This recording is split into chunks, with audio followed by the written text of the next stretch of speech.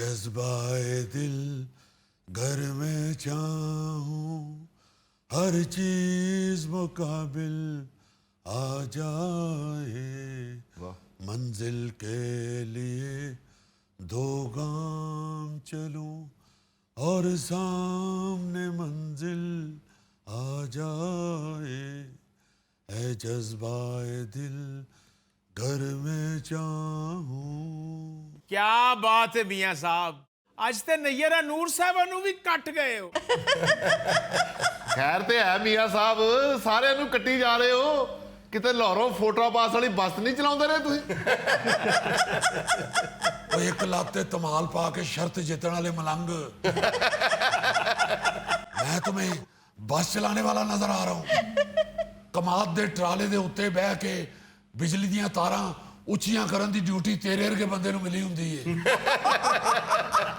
सिर्फ इस गल्लों के बिजली ने होरे दा की बिगाड़ लेना है। खबरदार खबरदार, आज कोई जुगत नहीं करेगा और ना ही कोई बीच में बोलेगा। सिर्फ मेरी बात सुनेंगे आप। लो आप जुगतां कर लियां ते साडी जुगतां ते पाबंदी ला रहे हो मियां साहब।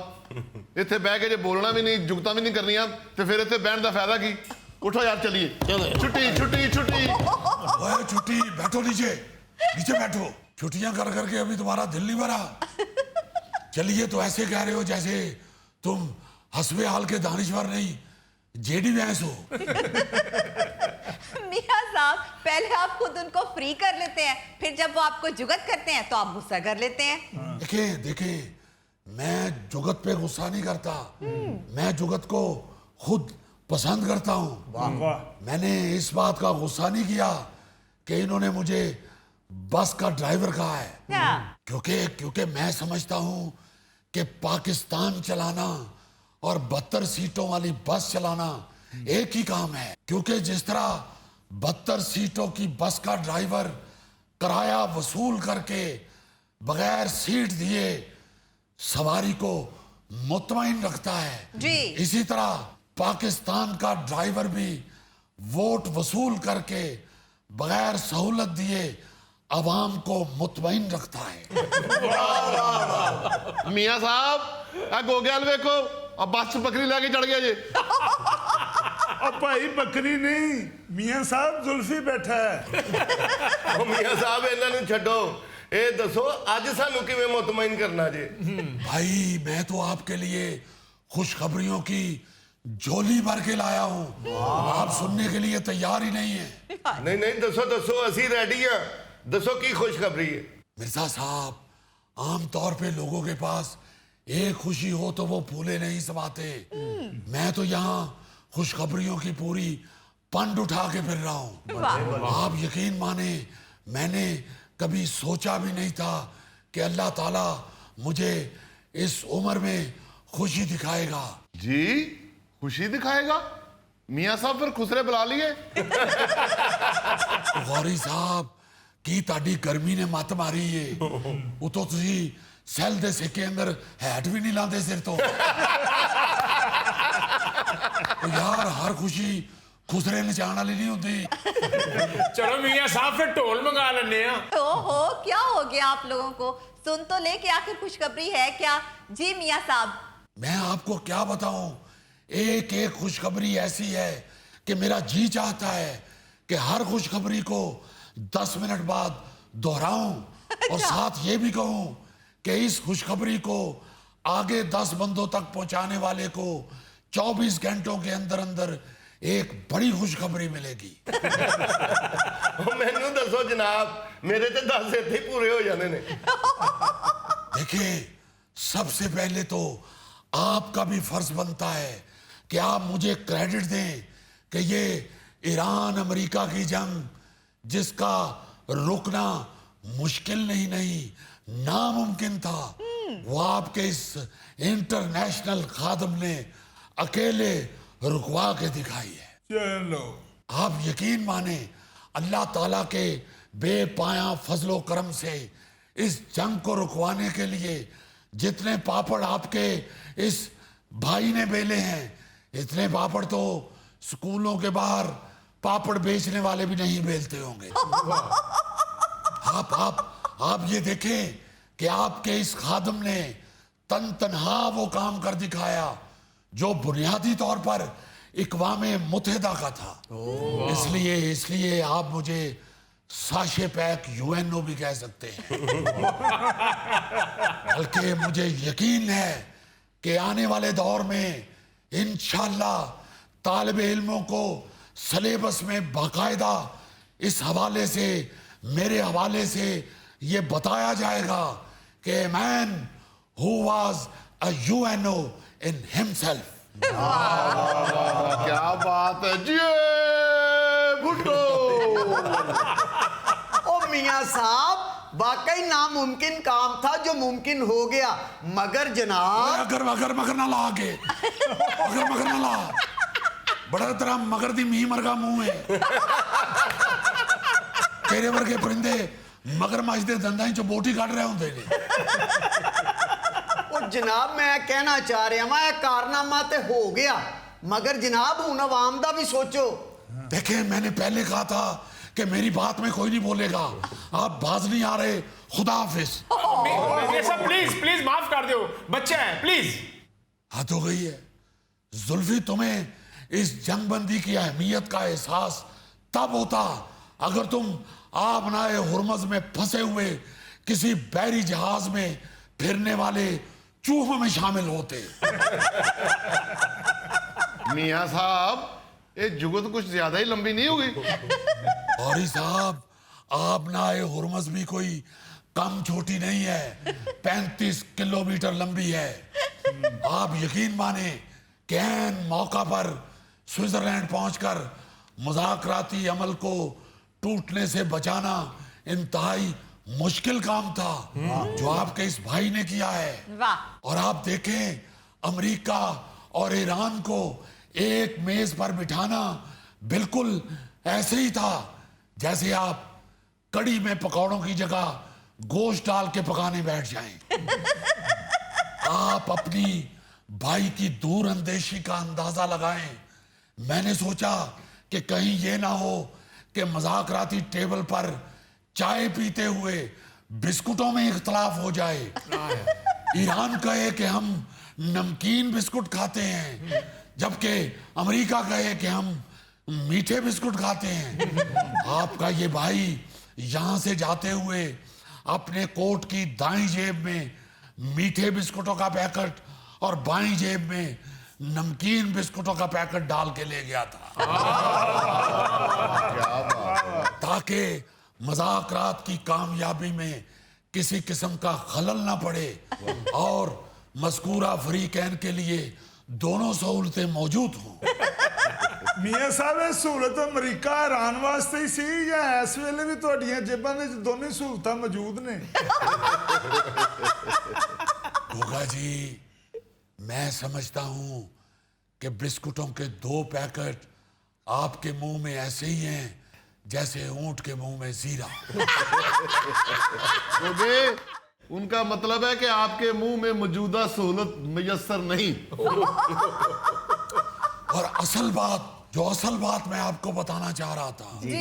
मैंने मुज़ाकरात को कामयाब बनाने के लिए जो तरकीब इस्तेमाल की, आप हैरान हो जाएंगे।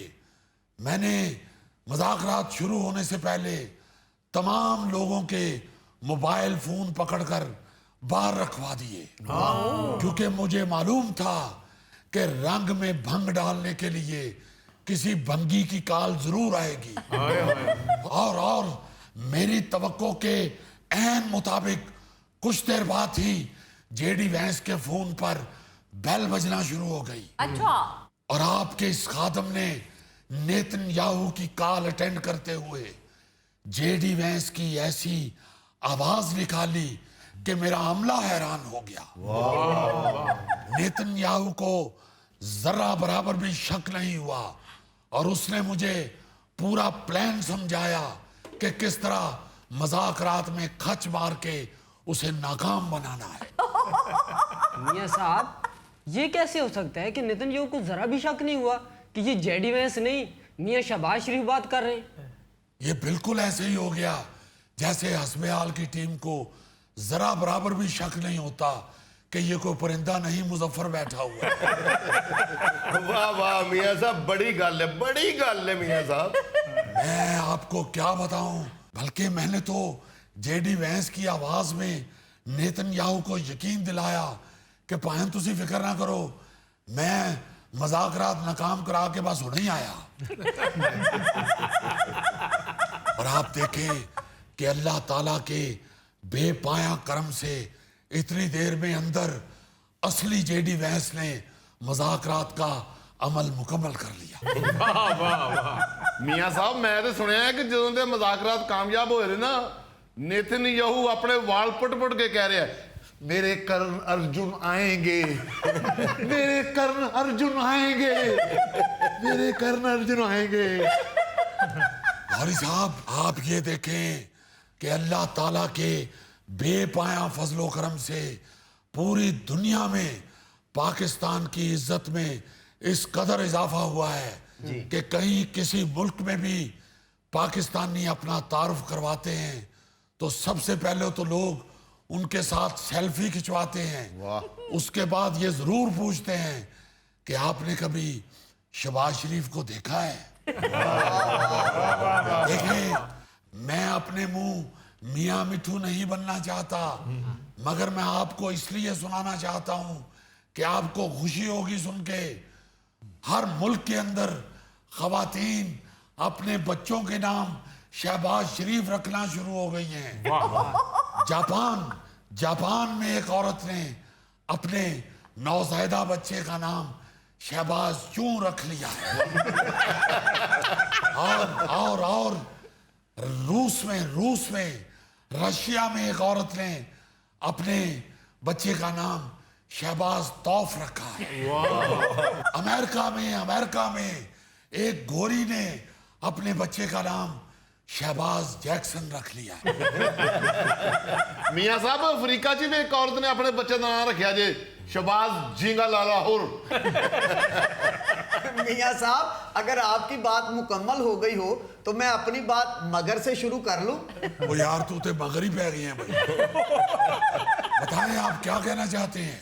मियाँ साहब मैं ये कहना चाह रहा हूँ कि आलमी सतह पे तो आपकी सफारतकारी कामयाब रही, मगर दाखिली सतह भी तो कोई बात करे ना। देखें दाखिली सतह पर भी अल्लाह ताला के बेपाया फजलो करम से तमाम चीजें इसी तरह हमारे कंट्रोल में हैं जैसे बड़े से बड़ा आदमी भी घर में अपने बीवी के कंट्रोल में होता है। हाँ कुछ मामलात में पीपल्स पार्टी के और हमारे दरमियान इतनी सी ही हल्की फुल्की नोक झोंक चली है जितनी ईरानी सदर के इस्तकबाल पर जाते हुए छतरी के मामले में मेरी और जरदारी साहब की नोक झोंक चली है। आपने देखा और मीडिया पर भी वायरल हुआ कि वो एक आध दफा छतरी अपने कंट्रोल में करना चाहते थे, लेकिन अल्लाह के फजल से मैंने छतरी अपने हाथ से नहीं छोड़ी। ਮੀਆਂ ਸਾਹਿਬ ਛਤਰੀ ਤੁਸੀਂ ਆਪਣੇ ਕੰਟਰੋਲ 'ਚ ਹੀ ਰੱਖੀ ਏ ਔਰ ਰੱਖੀ ਵੀ ਆਪਣੇ ਸਿਰ ਤੇ ਹੀ ਏ, ਬਾਕੀ ਮਹਿਮਾਨ ਤਾਂ ਸਾਰੇ ਧੁੱਪੇ ਹੀ ਟੁਰਦੇ ਆਏ ਨੇ। मियाँ साहब है इंटरनेशनल लोगों की गल छड्डो ते आवाम की गल करो। हजूर ए केड़ा बिल पास करा दिता जे कि टेलीफोन कंपनियां जिदे मर्जी घर टावर ला सकदियां ने, अगर वो बंदे मना करनगे तो उन्होंने करोड़ा रुपए जुर्माना हो जाएगा। ओए ਅਸੀਂ ਤਾਂ ਸੁਣ ਹੀ नहीं सकते। वैसे मियाँ साहब वाकई ये क्या कानून पास हो गया है कि मोबाइल फोन कंपनियां जिसके मर्जी घर में जबरदस्ती टेलीफोन टावर लगा सकती हैं। लो दसो है कोई गल करने वाली। ओ मियाँ साहब साडा ते वेड़ा ही छोटा जिहा है, ਅਸੀਂ गली च मंजियां ढा के सोवांगे। भाई आप लोग हर चीज में खामियां निकालनी शुरू कर देते हैं, कभी उसका मस्बत पहलू भी देखना चाहिए। हमारा अल्लाह के फजल से हमारी हुकूमत का हर इकदाम अवाम की सहूलत के लिए और अवाम की बेहतरी के लिए होता है। हमने ये कानून इसलिए बनाया है कि हम अवाम को जबरदस्ती फायदा पहुंचा सके। भाई एक तो अगर आपके शहर में कोई मोबाइल कंपनी अपना टेलीफोन टावर लगाती है जी। तो आप ये देखें एक तो आपको उसका किराया मिलेगा, दूसरा उसके और कई फवायद हैं। आपका अगर कोई बच्चा नहीं मिल रहा, आप गलियों में ढूंढने की बजाय टावर के ऊपर चढ़ के देख सकते हैं कि हमारा बच्चा कहां फिर रहा है। फिर आप किसी अपने बच्चे को सब्जी लेने के लिए भेजते हैं कि जाओ 1 किलो आलू लेकर आओ। बाद में आपको पता चलता है कि आज मेहमान भी आने वाले हैं, आलू तो 2 किलो मंगवाने चाहिए थे। तो आप किसी दूसरे बच्चे को उसके पीछे भेजने की बजाय टावर पे चढ़ के आवाज दे सकते हैं कि बेटा आलू 1 किलो की बजाय 2 किलो लेके आना। फिर हमारी खवातीन, खामन लेट आता है, उससे पूछती हैं कि कहाँ इतनी देर लगा के आए हो। खामन सारी स्टोरी झूठ पर मबनी बता देता है। हमारी खवातीन उस टावर के ऊपर चढ़ के देख सकती हैं कि मुस्टंडा किथे किथे खलोंडे है। फिर आप देखें कि आप टावर के ऊपर चढ़ के ईद का चांद भी देख सकते हैं। फिर मिर्जा साहब, आप सेन में रस्सी बांधते हैं कि कपड़े सूखने के लिए डाले जाएं, उसकी भी अब जरूरत नहीं है। आपके अगर सेन में कोई टेलीफोन टावर लगता है तो अल्लाह का शुक्र अदा करें, जितने मर्जी कपड़े धोएं और उस टावर के ऊपर सूखने के लिए डाल दें। बल्कि मैं समझता हूं कि मोहल्ले में भी आप लोगों से कह सकते हैं कि आप अपने धोए हुए कपड़े हमारे घर टावर पे डाल जाया करें और हमें थोड़ा बहुत किराया दे दिया करें। देखें, ये आपको एक अलग इनकम शुरू हो सकती है। ਲਓ ਜੀ, ਤੁਹਾਨੂੰ ਮੁਬਾਰਕ ਹੋਵੇ ਮਿਰਜ਼ਾ ਸਾਹਿਬ। ਕਾਦੀ टावर हाली लगा नहीं ते आमदन शुरू हो गई। गौरी साहब, आपको ये मालूम नहीं कि वो टावर नीचे से कितना चौड़ा होता है। जी जी। आप उसके इर्द गिर्द जाली लगा के उसमें मुर्गियां भी पाल सकते हैं। आप देखें कि आपको घर से ही देसी अंडे मिलने शुरू हो जाएंगे। ਉਹ ਮੀਆਂ ਸਾਹਿਬ, ਜਿੰਨਾ ਚੌੜਾ ਉਹ ਟਾਵਰ ਹੁੰਦਾ ਹੈ, ਜੇ ਉਨਾ ਹੀ ਚੌੜਾ ਘਰ ਹੋਵੇ ਤੇ ਬੰਦਾ ਇੱਕ ਟਾਵਰ ਲਵਾ ਕੇ ਤੇ ਆਪਣੀ ਮੰਜੀ ਬਾਹਰ ਸੜਕ ਤੇ ਡਾਲ ਲਵੇ। थैला साहब, खुदा के वास्ते मनफी पहलू मत सोचें, मुस्बत पहलू सोचें। आप देखें कि पूरी अवाम सिग्नल ना होने की वजह से हर वक्त कोनों में घुस घुस के हेलो हेलो कर रही होती है, घरों से बाहर निकल रही होती है कि सिग्नल नहीं आ रहे, मैं बाहर जाके फोन सुनता हूं। कई लोग बेचारे हड्डी की तरह मोबाइल में से मिख निकाल निकाल के सिग्नल ला रहे होते हैं। आप ये तो देखें कि अगर आपके घर की जगह पे मोबाइल फोन का टावर लग जाएगा तो पूरे इलाके के फोन के सिग्नल बेहतरीन हो जाएंगे, लोग आपको दुआएं देंगे। आप छोटे घर को रो रहे हैं, उन्हीं दुआओं की वजह से अल्लाह ताला आपको बड़ा कर दे देगा। ਲਓ ਜੀ, ਅੱਜ ਜਿਹੜਾ ਵੀ ਬੋਲੇਗਾ ਮੀਆਂ ਸਾਹਿਬ ਉਹਦੇ ਵਿਹੜੇ ਦੇ ਵਿੱਚ ਟਾਵਰ ਲਵਾ ਦੇਣਗੇ। कोका जी, आपको तो खुशी से अपने घर में टावर लगवाना चाहिए, क्योंकि आप तो टावर के साथ कमर पे खारिश भी कर सकते हैं। गोगा जी को हर वक्त मैदे की गड़बड़ रहती है, जुल्फी की कमजोरी नहीं जाती, थैला बेचारा बुजुर्ग हो चुका है, इससे उल्टबाजी नहीं लगनी।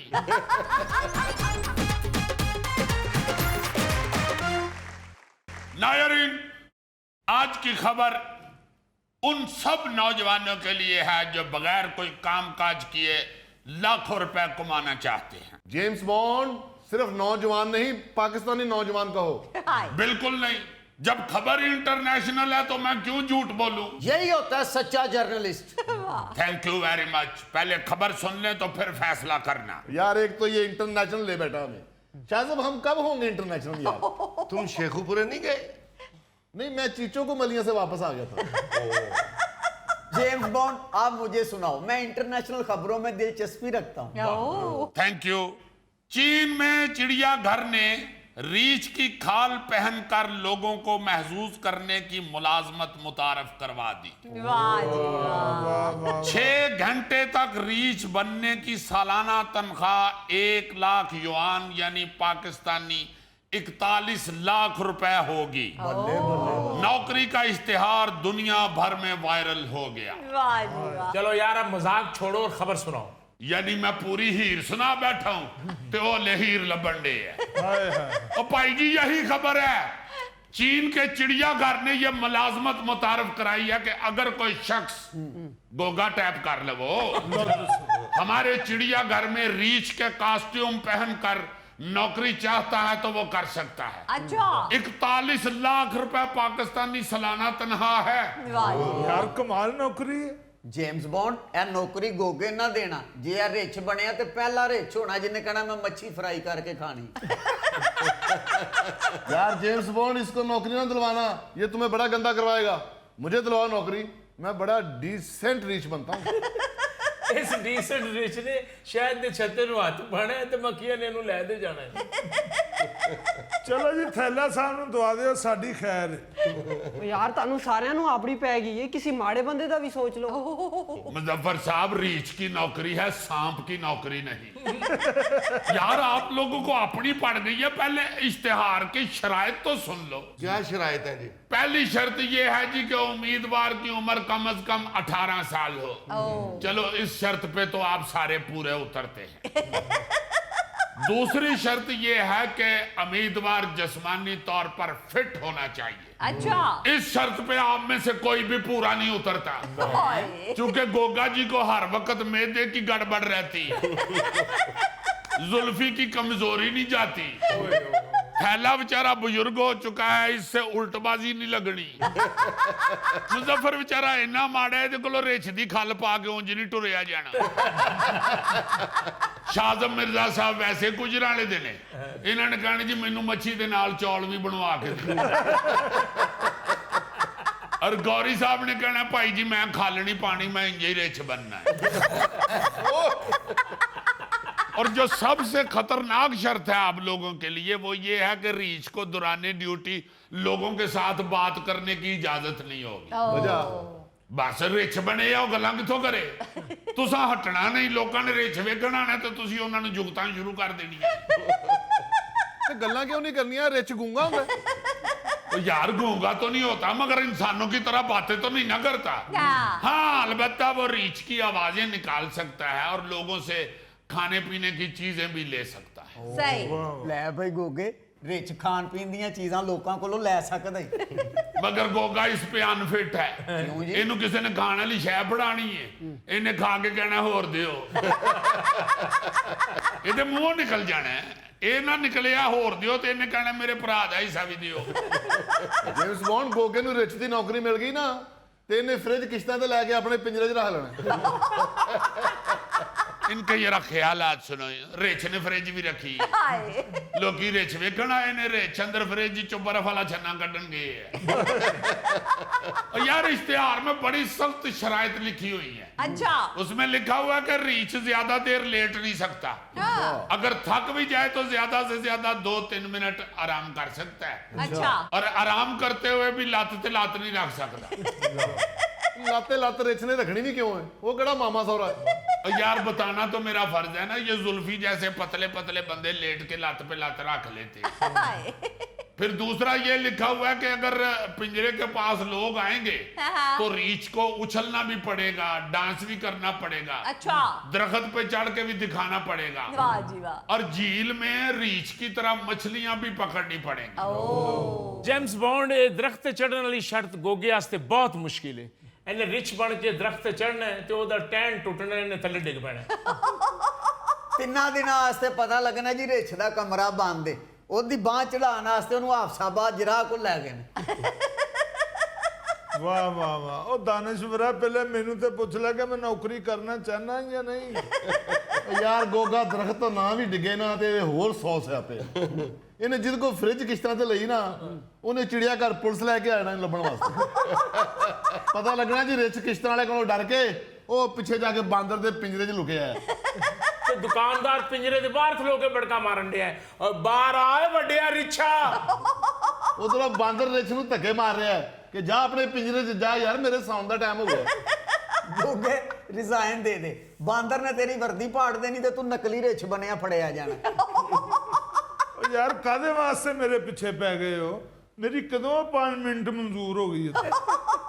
गोगे तुम फिक्र ना करो, तुम्हारी अपॉइंटमेंट यहाँ हो भी नहीं सकती क्योंकि उन्होंने चुस्त रिछ चाहिए ਜਿਹੜਾ ਕਲਾਬਾਜ਼ੀਆਂ ਵੀ ਲਾ ਕੇ ਵਹਾਏ ਤੇ ਦਰਖਤ ਤੇ ਵੀ ਚੜ ਕੇ ਵਹਾਏ ਤੇ ਮੱਛੀਆਂ ਵੀ ਫੜ ਕੇ ਵਹਾਏ। ਤੂੰ ਤੇ ਸਾਰੇ ਕਰਤਬ ਕਰ ਲੈ ਤੇ ਮੁੜ ਕੇ ਤੂੰ ਡਾਂਗ ਫੜ ਕੇ ਪਿੰਜਰੇ 'ਚ ਫਿਰਨ ਡਿਆ। ऊपर से गोगा वैसे भी मस्त मलंग आदमी है और जो गांव से आते हैं ना लड़के चिड़ियाघर देखने के लिए, वो तो जानवरों को बड़ी जुगतें करते हैं, उनके साथ बातें करनी शुरू कर देते हैं। एवं को पिंड दा बंदा आके ते गोगे नूं पुछ लवे, सुना चाचा रिछ ठीक है? गोगे दे मुंहों निकल जाए, बस यार अल्लाह दा शुक्र है। उधर तो तमाशाइयों की चीखें निकल जाएंगी, दौड़े लग जाएंगी कि यार रिछ बोल पे है।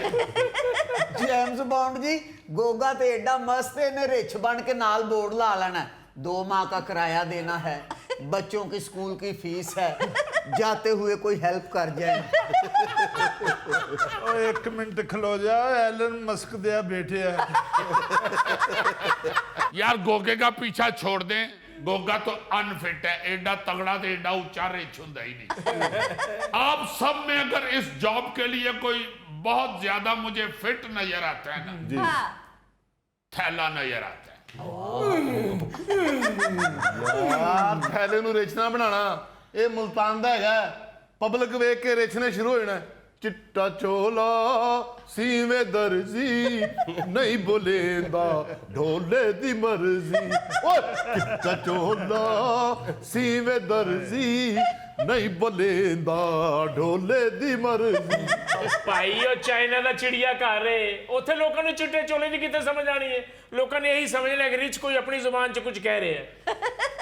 मेरा ख्याल है थैले तुमने वो वाकया नहीं सुना हुआ जिसमें एक एमपीए ने अपने किसी वर्कर को ना सिफारिश करा के चिड़ियाघर में नौकरी पे लगवा दी। अच्छा। वो नौकरी ये थी कि ज़ेबरे के पिंजरे के अंदर ना जी ज़ेबरे की खाल पहन के फिरना था। वो एक दिन की होया, ज़ेबरे के पिंजरे च शेर आ बड़े, ज़ेबरे ने रौला पा दिता, बचाओ बचाओ बचाओ। वो शेर ने भज के ज़ेबरे नूं बांह तो फड़ के कहा, 1 मिनट खलो जा, कल्ला तू ही सिफारिश ते नहीं लगा, नाल मेरी भी ना नौकरी गवा देवी। वैसे दुनिया में ऐसी कई मुनफरद मुलाजमतें हैं जिनका सुन के हैरत होती है। जी। जैसे लाइन में लगने की नौकरी। अच्छा। लोग किसी की खातर लाइन में लगे रहते हैं और जिसने नौकरी पे रखा होता है वो एंड टाइम पे उनकी जगह आगे लाइन में खड़ा हो जाता है। मतलब मसरूफ लोग हैं ना, जापान में ये बहुत होता है। अच्छा जी। जापान में अगर किसी जगह पे जाके तो कोई ऐसी अपॉइंटमेंट हो जहाँ पे लाइन लगी हो, लोगों की रश ज्यादा हो, हाँ जी, हाँ जी। तो लोग उधर साथ ले जाते हैं किराए वाला बंदा। अच्छा। तो उसे लाइन में खड़ा करके तो अपने काम काज करते रहते हैं। सही। और काम तो वेले हो गए वापस आते ने, उन्नी देर नूं बंदा खिड़की कोल पहुंच गया होंदा है, ਉਹਨੂੰ ਪਰੇ ਹਟਾ ਕੇ ਉਹਦੀ ਜਗ੍ਹਾ ਤੇ ਆਪ ਖਲੋ ਜਾਂਦੇ ਨੇ, ਉਹਨੂੰ ਕਹਿੰਦੇ ਨੇ ਲੈ ਪਰ 100 ਦਾ ਨੋਟ ਤੇ ਨਿਕਲੇ ਤੋਂ। वाह जी, वाह। कमाल है यार, ये कौन सी नौकरी है? पाकिस्तान में तो लाइन में लगे हुए बगैर पैसों के अगले बंदे को या पिछले को कह के चला जाता, जरा ध्यान रखना मैं आया। हाँ। Yes you know very well कि गोगे ने 3-4 ਇਹੋ ਜਿਹੇ ਦੋਸਤ ਰੱਖੇ ਜਿਹੜੇ ਲੰਗਰ ਵਾਲੀ ਲਾਈਨ 'ਚ ਦੀ ਜਗ੍ਹਾ ਤੇ ਖਲੋ ਜਾਂਦੇ ਨੇ ਔਰ ਇਹ ਜਾ ਕੇ ਤੇ ਦੂਜਾ ਦਰਬਾਰ ਭੁਗਤ ਆਂਦਾ ਹੈ। जेम्स बॉन्ड साहब, ये सेगमेंट आपने आज मेरे लिए बनाया हुआ था? I am sorry Goga ji, हमें मुंह निकल गया है। अच्छा, एक और बड़ी बेहतरीन जॉब है जी। जो खास तौर पे हमारे पाकिस्तानियों को बड़ी सूट करती है। अच्छा जी। ये जो होते हैं ना जी लग्जरी होटल और गद्दे बनाने वाली कंपनियां, हाँ जी, हाँ जी। ये ऐसे अफराद को मुलाजमत देती हैं जिनका काम मुख्तलिफ बिस्तरों पे सोना और उनके आरामदेह होने की रिपोर्ट तैयार करना होता है। यस जेम्स बॉन्ड यार, मैनू उत्थे लवा दे, मैं अद्धी तनख्वाह तेनू दिया करांगा। ये सिर्फ तुम ही नहीं लगना चाहते, पूरा पाकिस्तान ऐसी जॉब ढूंढता है हाँ जी। कि जिथे जाके सिर्फ सौना पवे बिल्कुल। ते जदों उठिए ते सानू पैसे देन ते ही घर चले जाए। और ये ऐसी वाहिद नौकरी है कि कोई भी मुलाजिम घर जाके ये नहीं कहेगा कि मैं नौकरी करके आज बड़ा थक गया। कवे सही है गल, बेगम ओदी ने डंडा फाड़ लेना। तेरी ते नौकरी आराम करन दी है तो तू फिर थके है। वैसे सर ये तो वाकई बड़ी अजीबोगरीब नौकरी है। मैं कहता हूँ जी ऐसी ऐसी नौकरी, एक और नौकरी आपको बताता हूँ जी एवं लड़ाई ना पाना, इस नौकरी वास्ते सिर्फ गोगा सिलेक्ट हो सकता है। अच्छा मुख्तलिफ होटलों में हांडियां चखने की नौकरी भी होती है। हाँ हाँ, ये कई होटलों वाले ऐसे बंदे रखते हैं कि एक डिश पकाई है ना हाँ। तो उसे पहले को बंदा चख ले ताकि कस्टमर के पास जाने के बाद ना कोई नुक्स निकल आए। अच्छा वो सिर्फ खाना चख के बताते हैं कि ओके राइट सर्व करो। वाह जेम्स बॉन्ड आया नौकरी मैंने फौरन दवा दे। ਇਹ ਦਵਾ ਦਿਓ ਜੇਮਸ ਬੌਂਡ ਜੀ, ਇਹ ਨੌਕਰੀ ਦਵਾ ਕੇ ਤੁਸੀਂ ਫੜੇ ਜਾਣਾ। ਬਾਊ ਜੀ ਇਹਨੇ ਚੱਖਣ ਚੱਖਣ ਚ ਹਾਂਡੀ ਮਕਾ ਜਾਣੀ ਹੈ ਤੇ ਗਾਹਕ ਨੇ ਬਾਹਰ ਬੈ ਕੇ ਇੰਤਜ਼ਾਰ ਕਰਦੇ ਹੋਣਾ। यार मुझे तो इस बात की हैरत हो रही है कि गोगे ने खबर पढ़ ली। तो ये तो बेल ऑफ बाबा नहीं पढ़ सकता।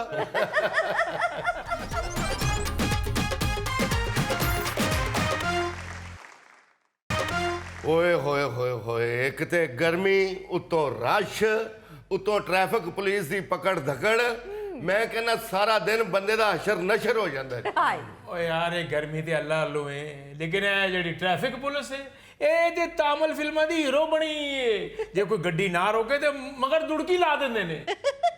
ਬਾਊ ਜੀ ਗੱਡੀ ਨਾ ਰੋਕੋ ਤੇ ਅਗਲੇ ਪਿਛਲੇ ਬੰਦੇ ਨੂੰ ਬੈਠੇ ਨੂੰ ਜੱਫਾ ਪਾ ਲੈਂਦੇ ਨੇ। और ये भाई ये पुरानी बातें हो चुकी हैं। फैसलाबाद में एक वार्डन चलान के लिए गाड़ी के साथ लटक गया। गाड़ी के साथ लटक गया। हाँ, और वो भी कोई ट्रक के साथ नहीं, ट्राली के साथ नहीं, कार का दरवाजा खोल के दरवाजे के साथ लटक गया। वो की बांदरा को ट्रेनिंग लेना रहा। पता नहीं भाई, मैं बांदरों की बात में ज्यादा बोलता नहीं। तुम क्यों नहीं बोलते? तुम्हें बोलना चाहिए, तुम्हारा फैमिली मैटर है। सीधी तरह बताओ, तुम्हारा अपनी टीम का बंदा है इसलिए तुम बात नहीं करते। हमारी टीम का कौन सा बंदा है असलम साहब? ये बैठा हुआ है मिर्जा साहब के साथ ये चूहा। है भाई अपनी बात करो, मेरे पीछे ना दोबारा पड़ जाओ। तुम्हारे पीछे क्यों ना पड़ जाऊं? कौम को तुम्हारा असली चेहरा ना दिखाऊं, इसीलिए मैं यहाँ आपके प्रोग्राम में आया हूँ। और मैं यहाँ तुम्हें कोई कंपनी बाग सैर कराने के लिए नहीं लेकर जाना चाह रहा। वो असली चेहरा तो ऐसे कह रहे हो जैसे मैं रोज फिल्टर लगा के टिकटॉक बनाता हूँ। हरकतें तुम्हारी टिकटॉकरों वाली हुई हैं। हाय वरना जब वार्डन ने तुम्हें रोकने का इशारा किया तो तुम शौकी होकर गाड़ी की स्पीड ना बढ़ाते। इतना तेज है, वार्डन ने इसको रुकने का इशारा किया है। अच्छा। उसने दरवाजा खोला तो इसने कार दौड़ा दी है। वो जंप मार के इसके दरवाजे के साथ लटका है। हाय हाय हाय हाय, यही सीन अगर फिल्म में होता तो पूरे हाउस की क्लैप होनी थी। और मैंने किस लिए गाड़ी दौड़ानी थी? मुझे तो यूं लगा है कि वो मुझे इशारा कर रहा है कि जल्दी जल्दी निकल जाओ, पीछे से कोई वीआईपी बंदा आ रहा है। और कौन सा वीआईपी बंदा आ रहा है? वहां बड़ा कोई ऑस्ट्रेलिया की टीम गुजर रही थी। वो मेरा दोस्त है वार्डन, जिसने इसको पकड़ने की कोशिश किया। उसने मुझे सारी तफसील बताई है। हाँ। उसने इसे रुकने का इशारा किया, इसने गाड़ी रोकने की बजाय दौड़ा दी है। वो इधर खड़ा था, उसने दरवाजा खोल कर दरवाजे के साथ जंप लगाया और लटक गया। उस बेचारे की सारी वर्दी फट गई है। गौड़ी साहब आप तो माशाल्लाह समझते हैं बात को, समझदार आदमी है। एक अफसर की वर्दी फट जाए तो कितनी बुरी बात है। ये तो शुक्र है हमारा जो वार्डन था ना जी, जिसने इसको पकड़ा और दरवाजे के साथ लटका। वो भर्ती होने से पहले एक आसमानी झूले वाले के साथ काम करता था। उसका डोली के साथ लटकने का वसी तजर्बा था, इसलिए वो डोली समझ के इसकी गाड़ी के साथ लटक गया।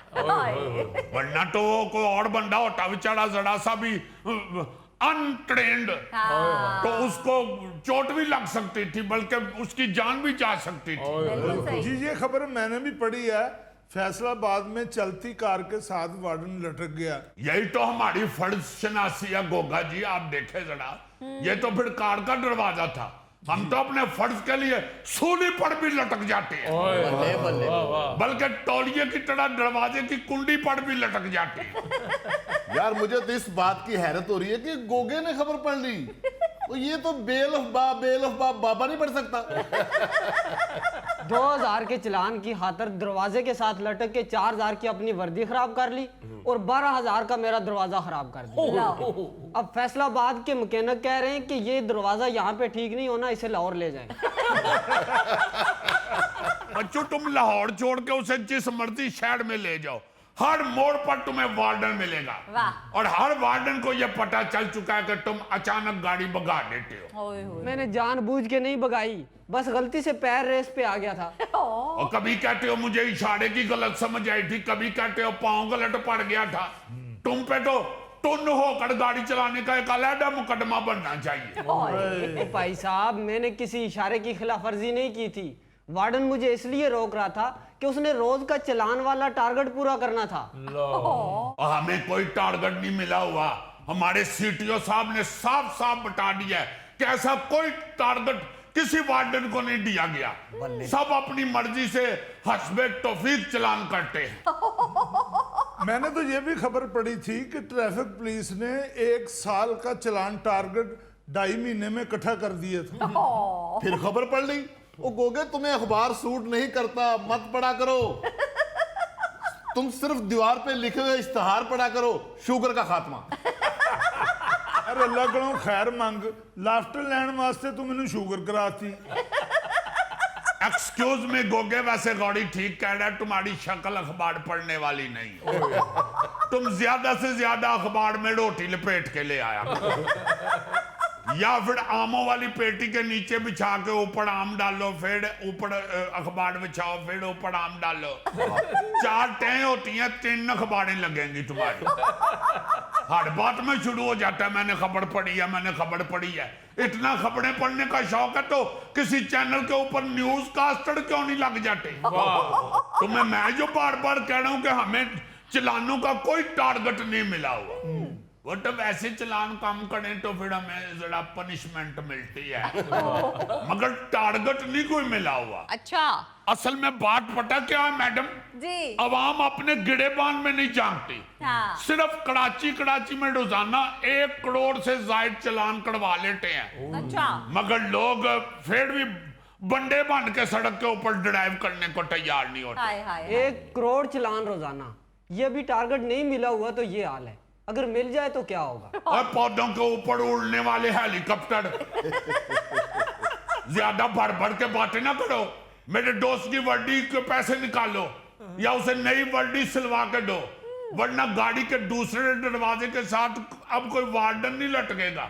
हमने गोगा पकड़ के तुम्हारी गाड़ी के दरवाजे के साथ लटका देना। अभी तो मिस्त्री ढूंढते फिर रहे थे ना, फिर कबाड़िया ढूंढते फिरोगे। असलम साहब, ये कौन सा नया तरीका निकाल रहे हैं लोगों को डराने का? मैडम आपको नहीं ना पता, आप तो कानून के मुताबिक गाड़ी चलाती हैं। आपको क्या पता ये क्या क्या करते हैं? मोटरसाइकिल वाले को रोके दौड़ा देता है, गाड़ी वाले को रोके वो तो साइडे मारनी शुरू कर देते हैं। आप देखें, हम कानून को फॉलो करने के लिए वहां पे खड़े होते हैं ताकि लोगों को बताएं कि किस तरह कानून को फॉलो करना है, आप लोगों ने किस तरह ट्रैफिक चलानी है। अगर आप गलती करते हैं तो हम आपको रोकते हैं। वैसे किस लिए रोकना है? हमने कौन सा इसे रोक के तो इसकी पसलियां गिननी थी या इसे रोक के मशवरा देना था, यार कुछ खाया पिया करके बन गया तेनू। एक गलती करता है तो वार्डन रोकता है ना, इसने गलती की है, वार्डन ने इसको रोका है, ये रोकने की बजाय गाड़ी डरा के निकल गया। तो फिर इस तरह की धमकी देंगे ना, ऊपर से वार्डन बेचारे की वर्दी फट गई है, जो बहुत बुरी बात है। मैं समझता हूँ कि जिस दिन ये कौम कानून फॉलो करना शुरू हो जाएगी ना, हाँ जी, अमान से इसको किसी लीडर की जरूरत ही नहीं रहेगी। ये रोते रहते हैं कि लीडर नहीं कोई ठीक आया, लीडर नहीं कोई ठीक आया, लीडर नहीं कोई ठीक आया। ये कोई नहीं समझता कि हमारा दिमाग नहीं ठीक हो रहा। बिल्कुल आहो जी, आवाम नूं भी ठीक होना चाहिए ते कानून वालियां नूं भी ठीक होना चाहिए। ठीक ही ना, कानून वाले कानून वालियां की जुकाम लगा होया। शेखूपुरे तुहाडे एक वार्डन ने बंदे नूं गोली मारती सवारी नूं। वो क्या हुआ है? शेखूपुरे वैगन दी फ्रंट सीट ते एक बंदा बैठा सी। अच्छा, वार्डन वाले साहब आए ने, उन्होंने कहा थल्ले उतर के पिछे बह होए, अगे मैं बहना। हाँ। उन्हें कहा क्यों, मैं बैठा, तुसी पिछे बह जाओ। सही। इस गल तो तकरार होया ते ओदी लाते च फायर मारता। ओए। अटे असी केड़ा ओदे हक च जुलूस कढ रहे हैं। एक बंदे ने गलती की है, आखिर वार्डन भी एक तरह का इंसान ही होता है। एग्जैक्टली। ये देखो, अगर ये इंसान हो सकता है तो वार्डन भी इंसान ही है ना। तो उसने अगर ये गलती की है, जज्बाती होकर ये काम किया, तो बहुत बड़ी बात है। हाँ जी। ये तो उसको सजा मिलनी चाहिए। मैं कब कह रहा हूँ नहीं सजा मिलनी चाहिए, मगर अभी तो बात हो रही है ये जो बैठा हुआ है ये आपके दरमियान में, जिसे ताड़ पे बैठना चाहिए और आपने इसे कुर्सी पे बिठाया हुआ। और सर चले जाने दें, तार पे बैठता है, आपके कहने पे इधर बिठाया है। अल्लाह ने अगर गाड़ी दे दी है तो कानून की तो पाबंदी करे। हाँ। इस तरह आप गाड़ियां भगाते फिरेंगे तो फिर किस तरह ट्रैफिक ठीक होगी। बिल्कुल। असलम साहब, मुझे आपसे बड़ी हमदर्दी है। आप गवर्नमेंट से कह के ना मुझे गाड़ी दिला दें, मैं आपको कभी तंग नहीं करूंगा। तो इससे ज्यादा भला आपने क्या तंग करना है कि मुझे कह रहे हैं गाड़ी डलवा दे। मैं आप मोटरसाइकिल ते खज्जल हो रहा ते तुहानू किथों गड्डी दुआ रहा। असलम साहब इन्हू कोई चोरी दी दुआ दिओ, आपे ही फड़िया जाए। वैसे तो इन्हें मेहनत करके भी खरीदी ते चोरी दा मुंडा ही पै जा। एक्सक्यूज मी, 7 सीटर है मेरे पास। ओ 7 सीटर। हाँ जी, रिकॉर्डिंग तो बाद चिंची चलाते हैं। पार्लियामेंट आपको बड़ा पैसा कमा के दे रही है। सही बात है। यानी पार्लियामेंट का दरवाजा जब जाके मैंबर खोलते हैं तो दरवाजा खुलने वाली आते होते चो डॉलर डिगदे हो हाय। ते फिर ते तुसी इन्हां दियां तनख्वाहां वधाई जाओ। हाँ।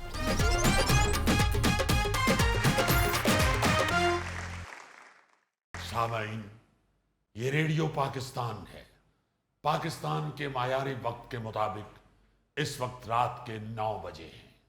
अब से कुछ देर बाद आप उर्दू में खबरें सुनेंगे। अल्लाह खैर करे, टीवी पे बैठ के रेडियो शुरू कर लिया जे, की गल हो गई? गौरी साहब, मैं आपको ये याद कराना चाहता हूं कि ये वो अंदाज और आवाज है जो रेडियो पाकिस्तान की पहचान हुआ करती थी, वाह। जिसकी आवाज सुनते ही लोग रेडियो के पास इकट्ठे हो जाया करते थे। हाँ जी। और जो पूरे मुल्क में सबसे ज्यादा काबिले एतमाद खबरों और मालूमात का मरकज होता था। वैसे तो हम इस मौजू पर कई दफा बात करते रहते हैं, जी जी। लेकिन आज मैं एक और अंदाज से रेडियो पाकिस्तान का तारुफ करवाना चाह रहा हूं। जी।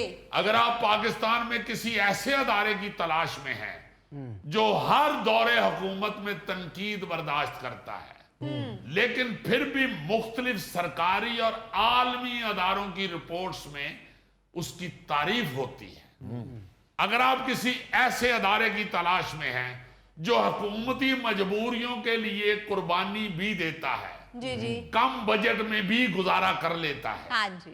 अगर आप किसी ऐसे अदारे की तलाश में हैं जिसके मुलाजमीन तनख्वाह भी सालों पुरानी वसूल करते हैं हाय हाय। और फिर भी उफ नहीं करते, तो मुबारक हो, आपकी तलाश रेडियो पाकिस्तान पे आके खत्म होती है। वाह वाह। ये वो अदारा है जिसके बारे में इकोनॉमिक सर्वे ऑफ पाकिस्तान बड़े फख्र से लिखता है कि इसने कौमी बयानिए के फरोग, इलाकाई जुबान के तहफ़्फ़ुज़, सरहदी इलाकों तक मालूमात की फराहमी, कौमी यकजहती और अवामी आगाही में नुमायां किरदार अदा किया है। क्या बात है। मगर दूसरी तरफ इसी अदारे के मुलाजमीन आज भी गुज़श्ता बजट में ऐलान किए गए वादों की तकमील के मुंतज़िर हैं। हाय। इसके मुलाजमीन तनख्वाहों के इजाफे, डिस्पैरिटी अलाउंस, हाउस रेंट में इजाफे और दीगर मुराआत के मुंतज़िर हैं। हाय। और मैं ये चंद हफ्ते पहले वाले बजट की नहीं बल्कि 2025 के बजट की बात कर रहा हूं। इस सूरत हाल को देखकर लगता है कि हुकूमत की जुबान और हाथ एक दूसरे के वाकफ ही नहीं है। हाँ जी। यानी जो जुबान से कहा जाता है हाथ वो काम नहीं करते। करता बिल्कुल। आप देखें ना, हर साल बजट आता है, हर साल सरकारी मुलाजमीन के तनख्वाहों में इजाफा होता है, बिल्कुल सही। हर साल वफाकी हुकूमत ऐलान करती है कि महंगाई के पेश नजर मुलाजमीन को रिलीफ दिया जाए। हाँ जी। तमाम वफाकी अदारों में इजाफा मिल चुका है, सही। लेकिन रेडियो पाकिस्तान के मुलाजमीन अभी तक पूछ रहे हैं कि भाई जी हमारी तनाव का इजाफा रास्ता भूल गया है तौबा। या रास्ते में उस गाड़ी का टायर पंचर हो गया है। हाय हाय हाय। अब देखिए ना जरा कि इनकी मुराद वाली फाइल या इनकी तनख्वाहों के इजाफे वाला जो ऑर्डर है, हाँ जी। वो फाइल मुझे लगता है कि वजारत खजाना से जब निकलती है ना, हाँ। तो रास्ते में किसी तारीखी मुकाम के सैर के लिए चली जाती है। हाय। सवाल ये है कि अगर वफाकी हुकूमत ने बजट में तनख्वाहों, हाउस रेंट या डिस्पैरिटी अलाउंस में इजाफा मंजूर किया जी, तो फिर एक वफाकी अदारा इससे क्यों महरूम है? बिल्कुल सही बात है। क्या रेडियो पाकिस्तान पाकिस्तान से बाहर मुंतकिल हो चुका है, हाँ। या इसमें जो काम करने वाले लोग हैं वो पाकिस्तानी नहीं हैं? हाँ जी। अगर इसका जवाब नहीं है तो फिर एक ही हुकूमत के मुलाजमीन के लिए दो अलग कवानीन कैसे नाफिज हो सकते? हाय। अब पता नहीं हुकूमत जानबूझकर कौमी अदारों से जान छुड़ाने के लिए ये रवैया अपना रही है, बिल्कुल। या किसी ने कोई जादू शादू करवा के रेडियो पाकिस्तान को कीला हुआ है। हाय। अब देखें, मैं कई दफा ये बात कर चुका हूं कि हमारी आर्ट्स काउंसिलें, हमारे ये जो दूसरे अदारे हैं, इवन जो टेलीविजन है हमारा, जी जी जी सर। वो बिल्कुल खत्म हो चुका है। हाँ जी सर, बिल्कुल। वहां पे कल्चर की प्रमोशन के लिए कुछ नहीं कुछ हो भी रहा। नहीं। मुझे अच्छी तरह याद है जब हम नए नए इधर आए थे, इस मैदान में कल्चर के साथ जुड़े थे, हाँ जी सर। तो उस वक्त की जो आर्ट्स काउंसिलें थी ना जी, आप लोगों को भी याद होगा, माशाल्लाह तुसी भी बहुत पुराने लोग हो। यहाँ आर्ट्स काउंसिलों में हर तरह का कल्चर जो है वो मुतारफ करवाया जाता था, अच्छा। लोगों को दिखाया जाता था। वाह जी वाह। मुझे अच्छी तरह याद है कि यहाँ आर्ट्स काउंसिलों में ऐसी ऐसी चीजें दिखाई जाती थी लोगों को। जी जी। यार रक्कास यानी रक्स करने वाले लोग जो हैं वो भर्ती किए हुए थे आर्ट्स काउंसिल ने। अच्छा। वो मुख्तलिफ सरकारी और प्राइवेट महफिलों के अंदर इलाकाई रक्स पेश किया करते थे। वाह जी वाह। बलोची रक्स, सिंधी रक्स, फिर पंजाबी, फिर ये पख्तून रक्स, इस तरह के मुख्तलिफ जो सकाफती चीजें हैं ना जी, जी। वो लोगों को दिखाई जाती थी, जबरदस्त। लोगों को उनके साथ जोड़ा जाता था। सही। सब कुछ खत्म हो गया आहिस्ता आहिस्ता। हाँ जी। अब ये मेरा ख्याल है कि वाहिद एक अदारा रह गया हुआ है रेडियो पाकिस्तान, जहां से इलाकाई जुबानों के हवाले से भी प्रोग्राम होते हैं जी। और इलाकाई जुबानों में खबरें भी सुनाई जाती हैं और ड्रामे भी पेश किए जाते हैं, और बड़ी मेहनत के साथ वो बेचारे लगे हुए हैं। जी जी सर। और आप यकीन माने कि रेडियो पाकिस्तान के आर्टिस्टों को या मुलाजमीन को वहां जाके देखे तो बाखुदा तरस आता है, बाकायदा तरस आता है कि यार ये लोग बेचारे सिर्फ अपने फन की खातिर जुड़े हुए हैं इसके साथ। हाँ। इतनी पतली हालत होती है उनकी कि तौबा इस्तगफार, यूं लगता है कि जैसे कोई अल्लाह माफ करे, अल्लाह माफ करे, लावारस लोगों का ये को अदारा है। तौबा। यहाँ पे कोई पूछने वाला ही नहीं है, इतनी बुरी हालत है। कोई नई टेक्नोलॉजी नहीं उनको दी गई आज तक, वही पुरानी टेक्नोलॉजी में वही पुराने सारे सिस्टम के ऊपर वो लोग खिदमत कर रहे हैं, सही। मगर किसी हुकूमत ने आज तक उनकी तरफ तवज्जो नहीं दी। हाय। इतना जुल्म हो रहा है उनके साथ कि मैं हैरान होता हूं कि यार ये जो अपना वजीर सकाफत, इतलात और नशरियात गलबात होते हैं, जी जी जी। ये रेडियो की तरफ क्यों नहीं ध्यान देते देखते भाई? हैं, हाँ जी। मुझे अच्छी तरह याद है कि कुछ अरसा पहले पीपल्स पार्टी की जब हुकूमत थी वफाक में, हाँ जी। उस वक्त मुर्तजा सोलंकी साहब, जी। जो मेरा ख्याल है कि पीपल्स पार्टी के बड़े अहम आदमी हैं, उनको रेडियो का हेड लगाया गया था। अच्छा। उन्होंने भी कुछ नहीं किया, हाय। कोई यहो जी पॉलिसी नहीं उथे बना के गए, या कोई यहो जिहा कानून नहीं बना के गए, या हुकूमत नूं कोई यहो जी तवज्जो नहीं दिला सके कि एनाल भी देखो हजूर ये भी बड़ी खिदमत कर रहे हैं बेचारे। बिल्कुल। बिल्कुल नहीं, आज तक कई सालों से ना जी रेडियो पाकिस्तान उधर का उधर ही है। हाय। उथों दे मुलाजमीन जेडे बेचारे 20 साल पहले पैंट शर्ट पा के फिर रहे सन, हाँ जी। ਉਹ ਹੀ ਅੱਜ ਵੀ ਪਾ ਕੇ ਫਿਰ ਰਹੇ ਨੇ। ਇੰਜ ਲੱਗਦਾ ਕਿ ਪੈਂਟ ਸ਼ਰਟ ਜਿਹੜੀ ਹੈ ਨਾ ਇਹ ਸੁੱਕ के ਝੜ जाएगी, हाय। इन्होंने बदलनी नहीं बेचारे। हाय हाय। अच्छा, फिर किसी अदारे के हवाले से इस तरह की बात की जाए तो पता चलता है जी कि अदारा खसारे में है। हाँ चलो जी फर्ज कर लेते हैं कि ऐसा है, जी। तो फिर कौन सा अदारा है जो मुनाफा कमा रहा है? आपके कौमी आर्काइव्स वाले मुनाफा कमा रहे हैं, या आपकी पार्लियामेंट हाँ जी, जहां आप जब मर्जी अपनी तनख्वाहें खुद ही बढ़ा लेते हैं और बजट बढ़ा लेते हैं, बिल्कुल सही। वो पार्लियामेंट आपको बड़ा पैसा कमा के दे रही है। सही बात है। यानी पार्लियामेंट का दरवाजा जब जाके मेंबर खोलते हैं तो दरवाजा खुलन नाल या ते ਉਹਦੇ ਚੋਂ ਡਾਲਰ ਡਿੱਗਦੇ ਹੋਣ हाय ਤੇ ਫਿਰ ਤੇ ਤੁਸੀਂ ਇਹਨਾਂ ਦੀਆਂ ਤਨਖਾਹਾਂ ਵਧਾਈ ਜਾਓ। हाँ भाई खुदा के वास्ते कुछ कल्चर की तरफ सीरियस हो के भी सोचें, लोगों की सकाफत की तरफ, पाकिस्तान की सकाफत की तरफ को सीरियस भी होके देखें, तवज्जो दें। हाँ जी, वो तवज्जो दें। जहां पे लोग बेचारे लगे हुए हैं मेहनत करने के लिए, बिल्कुल सही। उनको खुदा के वास्ते तवज्जो दें, उनको उनके ऊपर रहम की नजर डालें, उनकी भी तनख्वाहों की तरफ तवज्जो दें। ध्यान। लोग बेचारे वहां पे फाके हो गए हुए हैं। हाय इतना दुख होता है उनको देख के कि यार एक कोर काम ही बेचारे कर लें। हाय यानी ये रेडियो पाकिस्तान वो अदारा है जहां पे सिर्फ सकाफत की ही बात नहीं होती थी, इल्म अदब, ओहो, ज़राअत के हवाले से, जी, किसानों को एजुकेट करने के हवाले से ये इतना अहम अदारा था। यार ये तो वो अदारा था जहां पे ज़ेड जुल्फी होते थे, वाह वाह वाह, पितरस बुखारी के भाई जो आवाज की दुनिया के बादशाह हुए हैं, ज़ेड बुखारी साहब। वाह, ये वो अदारा यहाँ सूफी तबस्सुम साहब होते थे। हाय हाय हाय, ये वो अदारा है जहां पे भाई मुनीर नियाज़ी साहब होते थे। वाह जी भाई ये इशफाक अहमद बानो कुदसिया का अदारा है, वाह, ये चौधरी निजामुद्दीन का अदारा है। वाह, यहाँ पे तो इतने इतने बड़े लोग हुए हैं जो बैठ के बोलना शुरू होते थे तो ऐसे दरिया बहने शुरू हो जाते थे इल्म अदब के। क्या बात। हुक्मरानों को समझना चाहिए कि कुछ अदारे ऐसे होते हैं जिन्हें नफा नुकसान की बुनियाद पर नहीं चलाया जाता। बिल्कुल सही। और ये सिर्फ पाकिस्तान के लिए ही नहीं कह रहा मैं, ये दुनिया में इसकी मिसालें मौजूद हैं यार।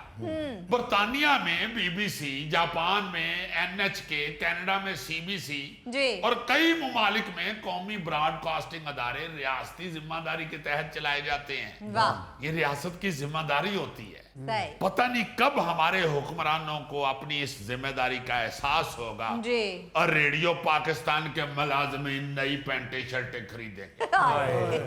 जिस तरह गांव के लोग नहीं पुराना रेडियो तफे मार के चलाते, ए हुकूमत भी रेडियो पाकिस्तान के अदारे नु तफे मार के चलाई जान रही। नाज़रीन, ये था आज का हस्बे हाल। इंशाल्लाह आपसे फिर मुलाकात होगी, तब तक के लिए अल्लाह हाफिज।